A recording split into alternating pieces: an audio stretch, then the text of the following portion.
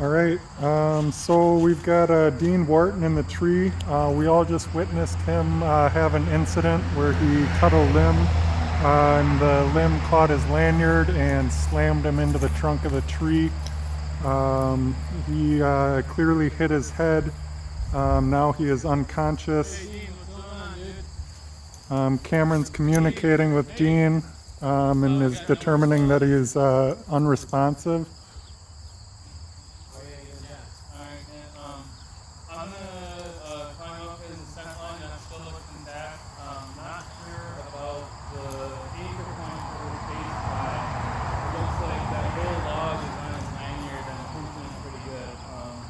So why don't you get a 3-to-1 setup? Drew, why don't you secure the site, make sure no one else is around here, and throw some cones out for the EMS so they know where to get here. Cameron has delegated tasks. Kent is going to the truck to grab the rigging gear needed to create a 3-to-1 to lift the log off of the patient's lanyard. Hey, Dean, we're coming for you. Cameron, You call 911. Cameron has asked me to call 911. I'm calling now. I'm telling the dispatcher to dispatch paramedics to Hemp Haven Farms here at 1500. Get out of my way. I'm going to let them know that there is a high-angle rescue with one victim involved so that they can send a high-angle rescue team. Drew has been instructed to set out cones at the road to help bring paramedics to the scene. Cameron has identified that the tie-in point of the patient may not be trustworthy now after it's been shock loaded by that limb. So he is not going to assume that that's good to go. Right now, Drew is waiting at the road to help bring paramedics to the scene once they arrive. Here Kent is using our rigging gear to set up a 3-to-1 call system to send up to Cameron to use to raise the limb off of the patient's lanyard. We've got CSI going on here. Body substance isolation, mask, gloves. In case you didn't hear, Cameron has donned a mask, safety glasses, and gloves in order to isolate himself from any body substances.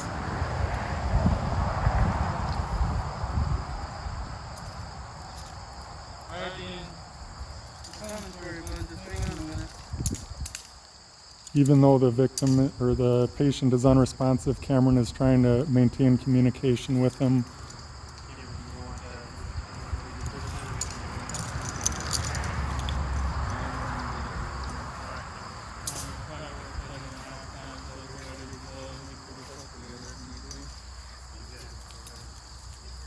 Cameron has set up a Texas tug crown anchor and has asked the crew to don their safety masks because they might need to work in close proximity to one another.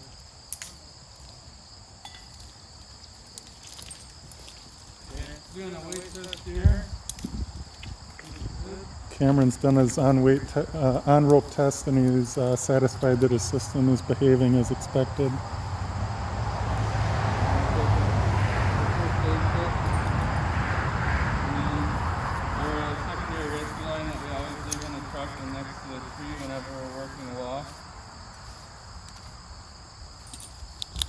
So Cameron's bringing our rescue kit along, including a first aid kit and a climbing system that we keep handy anytime that we're doing work aloft.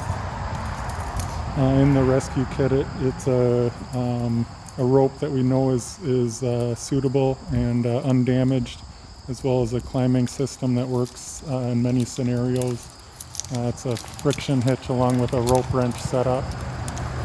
It can be used single rope or double rope and can be quickly set up with a quickie for a crown anchor or a base anchor.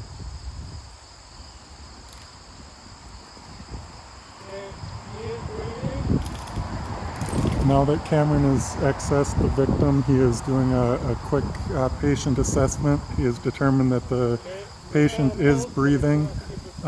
His airway is not obstructed, and that he does have a pulse. Airway is good. Breathing is shallow, but he's breathing. Pulse is there. No response to anesthesia. I'm going to do a C-spine because The patient is still unresponsive. Cameron is conducting a C-spine assessment to see if he can feel anything out of the ordinary on his spine.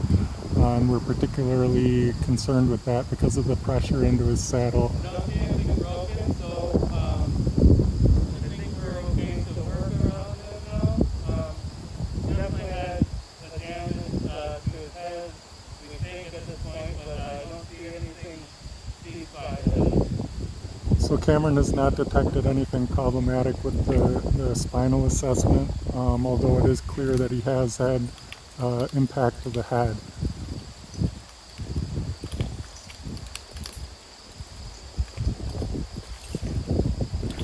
There's no sign of bleeding.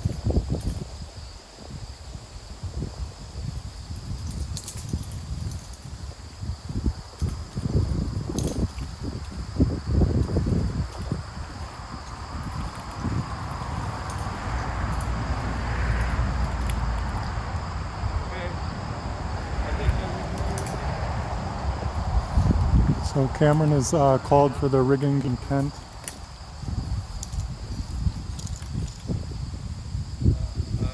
Let me flake this down to you. Cameron's going to reposition his rope for an easier setup.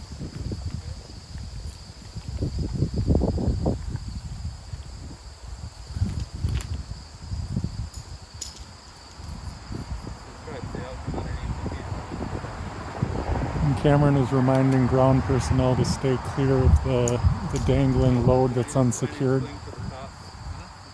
That connects to the tree. I need a sling for the top that connects to the tree. Sling for the top that connects to the tree.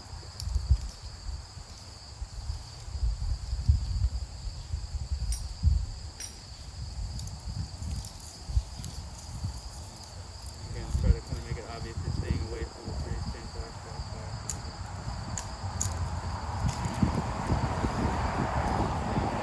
Stand clear as I'm working with this thing here.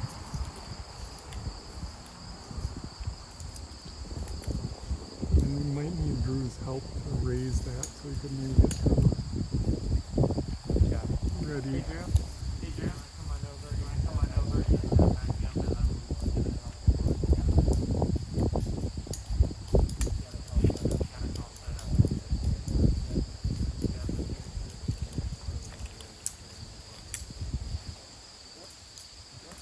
So Cameron has the 3-to-1 in place in preparation for raising the dangling limb. Now he's ascending a little higher to set up the climbing system to transfer the patient onto.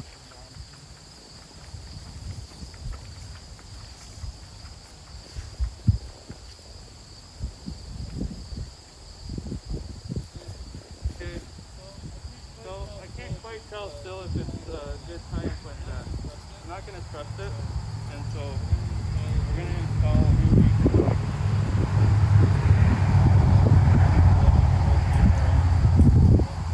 Ropes on the way down.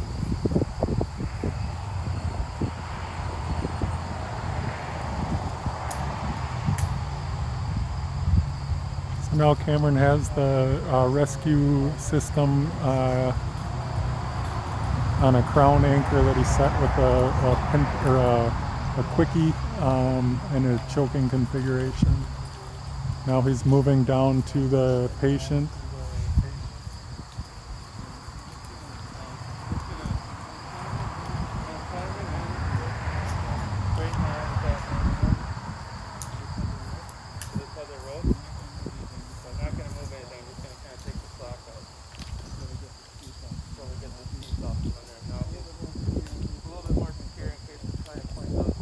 At this point, Cameron has connected the patient to the rescue line, and he has taken the slack out of that, but he's taking care not to move the patient at this point.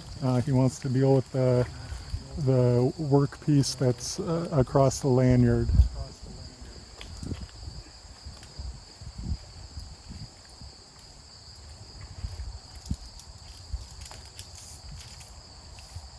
Now Cameron is tying the workpiece on to the end of the 3-to-1 using a deadeye sling.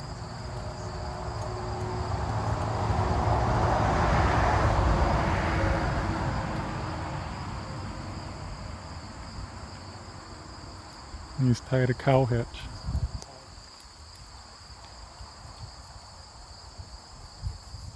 Ready? Ready?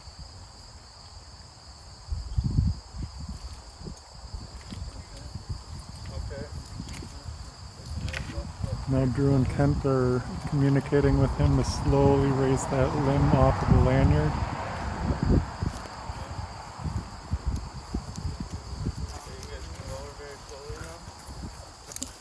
I'm going to disconnect the safety line. That's the pink rope from the GRCS to allow them to lower that to the ground.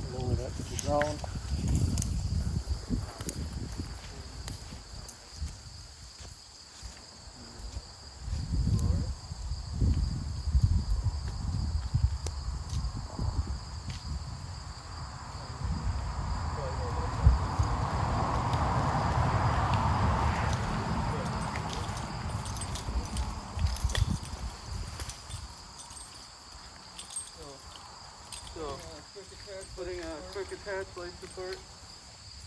Cameron is attaching a tether between him and the patient, a life support rated attachment.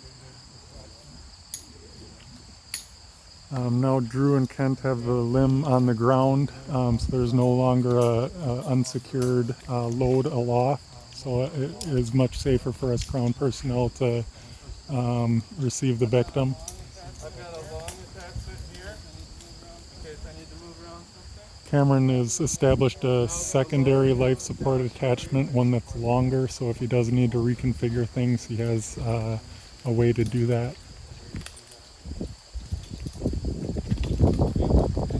And disconnecting his old rope.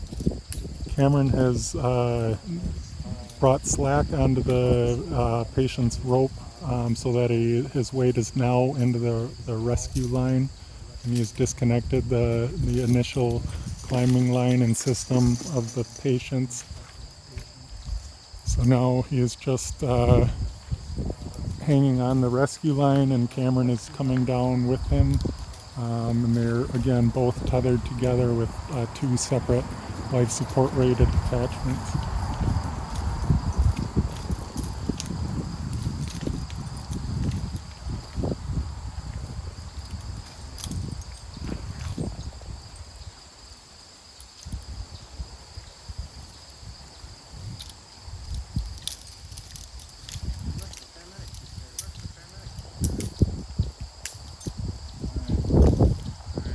And here Cameron is disconnected from the patient, and the patient is still dangling on his system. We're going to await paramedics' direction to proceed further because we're concerned about suspension trauma, and we don't want to relieve the pressure from his saddle until the paramedics tell us to do so.